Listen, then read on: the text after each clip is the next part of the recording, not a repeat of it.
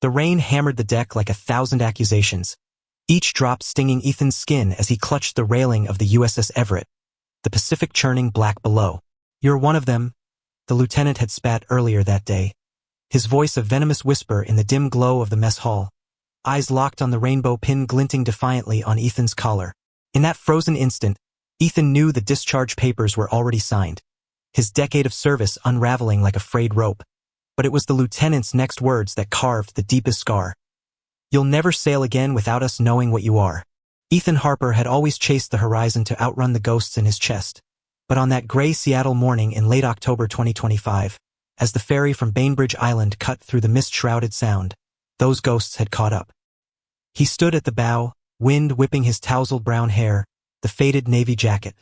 His last tether to the life he'd lost, clinging damply to his broad shoulders.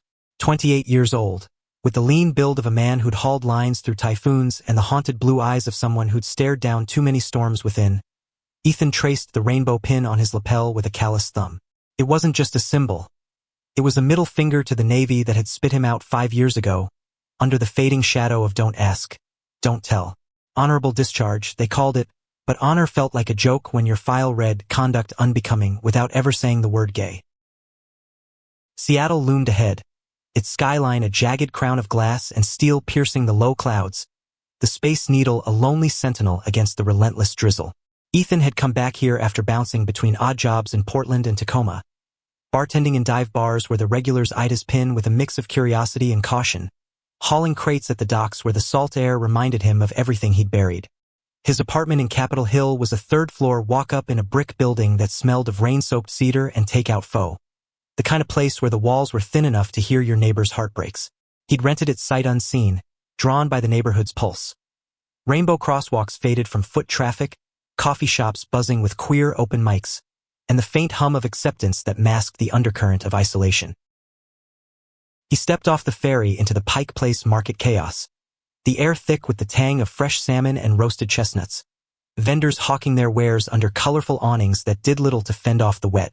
Ethan's boots splashed through puddles as he shouldered his duffel bag, the weight of it pulling at the old ache in his left shoulder, a souvenir from a rogue wave off the Aleutians that had nearly drowned him. He needed a drink, something to dull the edge of arrival, so he veered toward the Rusty Anchor, a dimly lit tavern tucked into the market's underbelly, where sailors swapped stories and the jukebox crooned Johnny Cash ballads about lost loves. The door creaked open to a haze of cigarette smoke and low laughter, the bar a scarred oak relic lined with stools that had seen better decades. Ethan slid onto one, nodding to the bartender, a wiry woman named Lena with tattoos snaking up her arms like kelp forests. "Whiskey neat," he muttered, his voice rough from disuse, and she poured without a word, her eyes flicking to the pin before sliding away. He nursed the glass, the burn steadying him, when the door swung wide again, admitting a gust of damp air and a man who carried authority like a second skin. Admiral Marcus Hale was 52, with salt and pepper hair cropped close in the military style that never quite faded, and a jawline carved from years of command decisions under fire. Retired now, but the posture remained.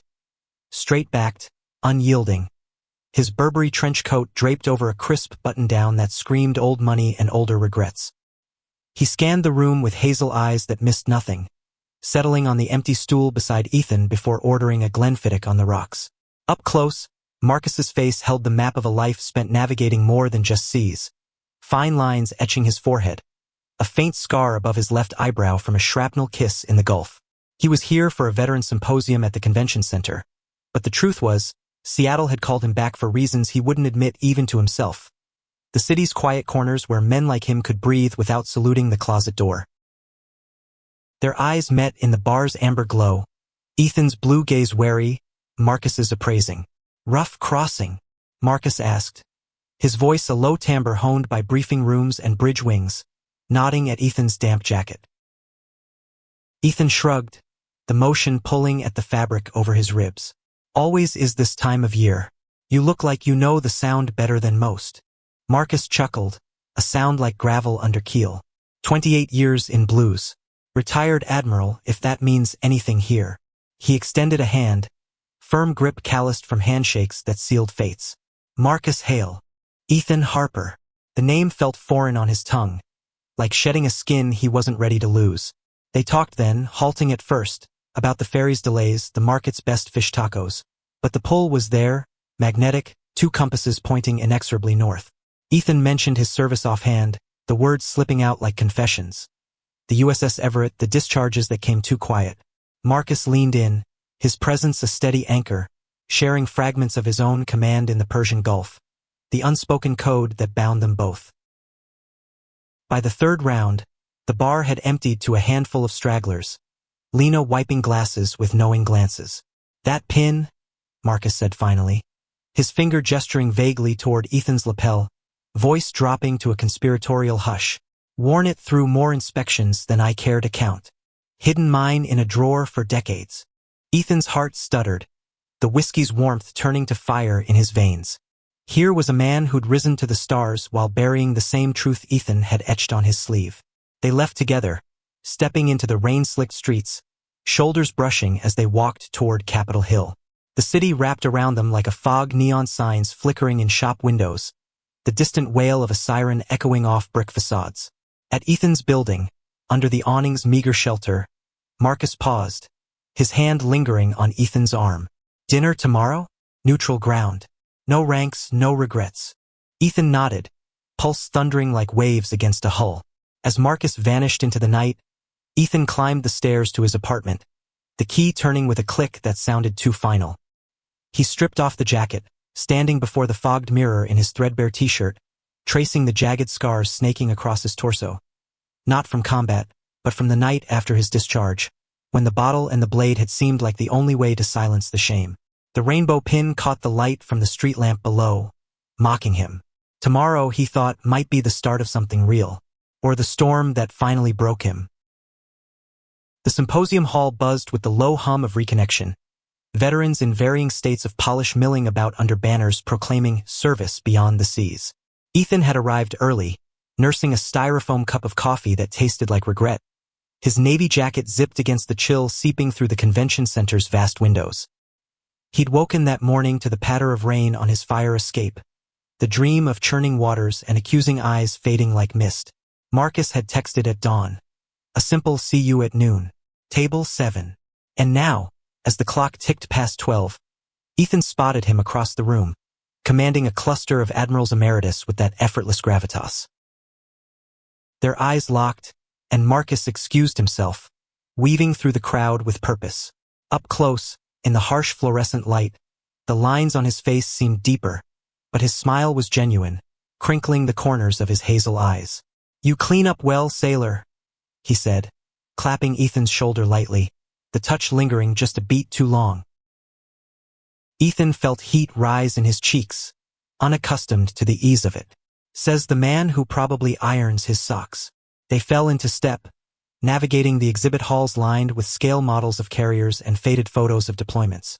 Marcus pointed out relics from his era, the brass compass from the USS Nimitz, a plaque commemorating the repeal of Don't Ask, Don't Tell, and Ethan shared his own ghosts, the midnight watches off Yemen, the coded glances in the showers that spoke volumes without a word. Lunch was in a quiet alcove cafe, overlooking Elliott Bay where ferries sliced silver paths through the water. Over sandwiches of smoked salmon and rye, the conversation deepened, peeling back layers like onion skins. Marcus spoke of his marriage to Elena, ended amicably a decade ago, childless by choice in a life too nomadic for roots. "She knew," he admitted, fork pausing midway to his mouth. "About me. Said it was like loving a man who was always at sea, even on land." His voice carried the weight of unspoken apologies, the what-ifs of a career that demanded perfection at the cost of authenticity. Ethan listened, his own story uncoiling slowly. The small-town Montana boyhood where football fields masked fumbling explorations in haylofts, the enlistment at 18 to escape a father's disdain, the discharge at 23 that left him adrift. "They found letters," he said, eyes on the bay's gray expanse. "From a guy in San Diego. Nothing explicit, just enough. Booted me with a gag order, basically. Came out here to rebuild, but Seattle's got its own currents. Pull you under if you're not careful." Marcus reached across the table, his hand covering Ethan's in a gesture so natural it stole Ethan's breath. "You're not alone in that tide, Ethan. Not anymore." The touch was electric, a spark jumping circuits long dormant, and when they parted ways that afternoon, Marcus to a panel on naval strategy, Ethan to wander the market. Ethan carried the warmth like a talisman against the encroaching dusk. Evenings in Capitol Hill unfolded like a slow-burn reel, the neighborhood's heartbeat syncing with Ethan's own. He and Marcus met at Hidden Gems, a speakeasy jazz club on Broadway where saxophones wailed laments for lovers lost at sea, a bookstore cafe stacked with queer lit and the scent of fresh ground beans. One night, under strings of Edison bulbs strung across a patio slick with recent rain, Marcus pulled Ethan into a dance as Nina Simone crooned from hidden speakers. Their bodies moved in tentative rhythm, chests brushing, breaths mingling in the cool air. "I've waited half a lifetime for this," Marcus murmured against Ethan's ear, his beard grazing stubble, sending shivers down Ethan's spine that had nothing to do with the weather. Ethan melted into it, the world narrowing to the press of Marcus's palm at his waist, the faint cologne of sandalwood and salt. Back at Ethan's apartment, the stairs creaked under their steps, urgency building like a squall. The door barely clicked shut before Marcus kissed him. Slow at first, exploratory, then deepening with the hunger of years denied. Hands roamed, jackets shed in a heap, shirts tugged free to reveal skin marked by time and trial. Ethan's scars bared under the lamplight, Marcus's fingers tracing them not with pity, but reverence, lips following in silent homage. They tumbled to the bed, a tangle of limbs and whispers, the rain outside a rhythmic counterpoint to gasps and sighs. In the afterglow, tangled in sheets that smelled of them, Ethan confessed more. The therapy sessions in Tacoma that unearthed rage like barnacles from a hull, the hookups that left him hollower than before. Marcus held him, stories spilling in turn, of barracks trysts cut short by dawn patrols, the Admiral stars earned while his heart charted forbidden courses. Dawn crept in, painting the room in soft grays, and Ethan realized this was no port in a storm. It was the current carrying him home. But Seattle's skies weren't always kind, and the first cracks appeared subtle, like fractures in ice before the break. Marcus's phone buzzed incessantly during their stolen hours. Calls from old shipmates, invitations to galas where wives on arms were the unspoken uniform. "Duty never retires," he'd say with a wry smile, silencing the device. But Ethan saw the shadow in his eyes, the pull of a world that still measured men by their closet's depth. One crisp November evening, as leaves skittered across California Anderson Park like errant thoughts, they sat on a bench overlooking the fountain, steam from hot cider cups curling between them. Ethan had been quiet, the rainbow pin catching the last light, a beacon or a target. He couldn't decide. "What are we doing here, Marcus?" The question hung heavy, laced with the vulnerability of a man who'd been cast off once before. Marcus set his cup down, turning to face him fully, hazel eyes steady. "Building something real. You and me, no brass, no bullshit." He leaned in, foreheads touching, breath sinking. "I've got a cabin up in the Olympics weekend getaway. Just us, the trees, a fire. Say yes." Ethan did, the word a lifeline tossed into uncertainty. The drive north wound through evergreens heavy with mist, the radio humming folk tunes about wandering hearts. The cabin was rustic charm incarnate. Cedar logs weathered by winters, a stone hearth crackling welcome, the sound a distant murmur through pines. They cooked elk steaks on a grill out back, laughter echoing as flames licked the dusk, then retreated inside where the world shrank to flannel shirts and shared quilts. Nights blurred into days of unhurried intimacy, hikes along fern-choked trails where hands intertwined without fear, mornings waking to Marcus's fingers combing his hair, afternoons lost in books by the window while rain drummed the roof. Ethan felt the scars fade, not in flesh but in spirit, Marcus's acceptance a balm deeper than any surgeon's stitch. "You're my North Star," Marcus whispered one twilight, as they swayed on the porch, the forest whispering secrets. Ethan believed him, the lie of isolation crumbling under the weight of possibility. Yet even in that haven, the outside world intruded. A letter arriving by courier, crisp Pentagon envelope bearing Marcus's name. He read it by firelight, face paling, then crumpled it into the flames without a word. Ethan pretended not to notice, but the seed of doubt took root, twining with old fears. Back in the city, their rhythm faltered. Marcus canceled dinners for consults. his smiles tighter, the Admiral's mask slipping back into place. Ethan threw himself into work at a maritime supply warehouse on the waterfront, stacking crates until his muscles screamed. The physical ache a distraction from the emotional one gnawing inside. Friends at the bar. Javier, the tattooed barista with a laugh like thunder. Riley, the trans activist sketching murals in alleyways, nudged him gently. "That silver fox got you twisted?" Javier asked one night, sliding a beer across the scarred wood. Ethan shrugged it off, but the pin on his jacket felt heavier, a reminder of truths half revealed. The breaking point came mid-December, snow dusting Seattle's streets like powdered sugar on a bitter pill. Marcus had promised a holiday party at his queen and townhouse. Catered charcuterie, a tree strung with white lights, an evening where Ethan could stand unhidden at his side. Ethan arrived early, nerves buzzing, dressed in his best. Dark jeans, a fitted sweater hugging his frame, the navy jacket slung over one arm like armor. The house was a revelation. High ceilings, walls lined with nautical charts and leather-bound logs, a view of the lit Olympics like stars fallen to earth. Guests trickled in. Retired officers in tweed blazers, their spouses in pearls, laughter polished to a sheen. Marcus greeted them at the door, charming as ever, but when he introduced Ethan, "My friend from the symposium," the word landed like a depth charge. Ethan forced a smile, circulating with a glass of Pinot in hand, conversations skirting the edges of his service like minnows around a hook. Then, across the room he saw her. Victoria Langford, elegant in emerald silk, her hand possessive on Marcus's elbow as she leaned in with a murmur that drew his laugh. Ethan's stomach twisted. Later, overhearing snatches, "Victoria's running for city council, needs my endorsement." He pieced it together. Not an ex, but a political ally, the kind who traded favors in boardrooms and ballots, her heteronormative shine the perfect cover for Marcus's lingering ambitions. When she cornered him by the fireplace, her smile all teeth. "Marcus speaks so highly of you. Such a dedicated veteran."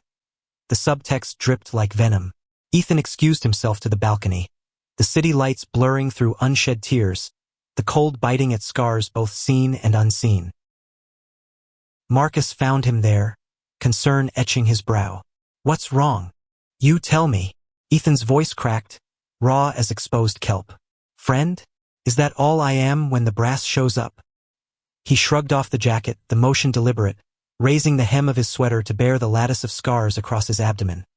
Puckered white lines from that desperate night, symbols of a pain Marcus had kissed away in the cabin's glow.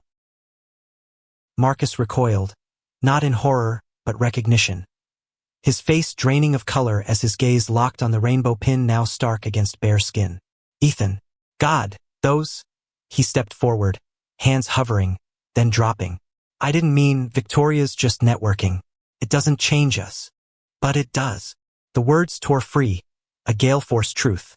"You climb back into that closet every time the door knocks, and I'm left holding the pin, pretending it's enough." Ethan pulled the sweater down, zipping the jacket with finality, the balcony railing cold under his palms. Below, Seattle pulsed indifferent, cars tracing veins of light through the snow. Marcus reached for him, plea in his eyes. "Stay. Let me explain." Ethan shook his head, stepping back. "Explanations are for debriefs, Admiral. I'm done saluting ghosts." He descended the stairs into the night, boots crunching virgin snow, the party noise fading like a receding tide. The walk home blurred, flurries stinging his cheeks, thoughts a maelstrom of betrayal's sharp edges. How many times had Marcus mapped his body only to redraw boundaries when the world watched? The pin burned against his chest, a false flag now. Days bled into a whiteout of isolation. Ethan called out sick from the warehouse, holing up in his apartment where the radiator clanked like accusatory Morse code. He scrolled old photos on his phone, cabin firelight gilding Marcus's smile, trail selfies with leaves in their hair, each one a knife twist. Javier dropped off tamales and tough love. "Mija, you deserve a man who flies your flag high, not folds it away." Riley sketched him a portrait, bold lines capturing the fire in his eyes, whispering, "Burn the bridge if you have to. Phoenixes rise hotter." But the crisis crested on Christmas Eve, rain turning to sleet that lashed the windows like judgment. A knock rattled the door, Marcus, coat dusted white, face gaunt under street lamp pallor. "Let me in, Ethan. Please." Against better sense, Ethan did, the air thick with unsaid tempests. They stood in the cramped living room, Christmas lights from the neighbor twinkling through thin curtains like mocking stars. Marcus shrugged off his coat, revealing a simple navy sweater, echo of Ethan's own, and in his hand, a small box wrapped in plain paper. "I resigned the consultancy, told Victoria no, told the old guard to shove their endorsements." His voice trembled, unadmired for the first time Ethan had known. Seeing those scars, it wasn't pity, it was a mirror. "I've hidden mine longer than you've worn that pin, but no more." Ethan's throat tightened, walls cracking. "Why now? After the party, the friend bullshit. Because losing you gutted me worse than any court-martial." Marcus closed the distance, box set aside, hands framing Ethan's face. "You're not a secret. You're my truth." The kiss that followed was fierce, reclaiming, tears salting their lips as bodies collided in urgent forgiveness. They talked through the night, sleet a lullaby outside. Marcus unpacked his trunk. The letters burned in haste, the promotions weighed against authenticity's cost, the fear of obsolescence in a post-repeal navy that still whispered judgments. Ethan shared his abyss, the blade's cold bite, the ER's sterile lights, the therapist's gentle prods toward light. Dawn brought clarity. The box opened to reveal a silver compass etched with rainbows, its needle steady true north. For Ethan, my harbor. Healing wasn't linear, a meandering river rather than a straight course.